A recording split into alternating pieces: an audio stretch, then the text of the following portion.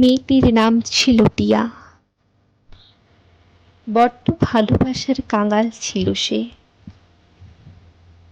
তারপর একদিন ভালোবাসতে বাসতে, হাসতে ভাসতে, আস্তে আস্তে ভালোবাসার রাজপ্রাসাদের সিংহদুয়ারে পৌঁছে গেল সে।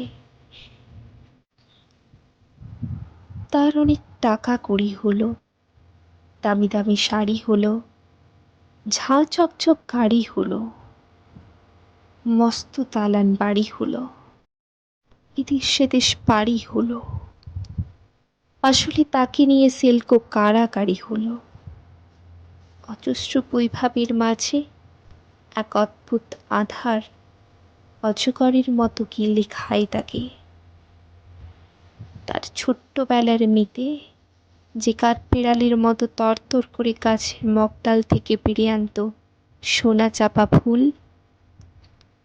মল্লিক বাড়ির বাগান থেকে চুরি করে আনত কাঁচা মিঠে আম, আজ তাকে বড় মনে পড়ছে টিয়ার। এক অদ্ভুত নাছোড় বাঁধা স্বপ্ন তাড়িয়ে বেড়াচ্ছে টিয়াকে। মাঠ থেকে ফিরে আসলেই তার আদুল কায়ের ঘাম আঁচল দিয়ে মুছে দেবে সে। তাদের নিকানো উঠোনে তাল মাতাল পায়ে হেঁটে বেড়াবে তাদের সন্তান।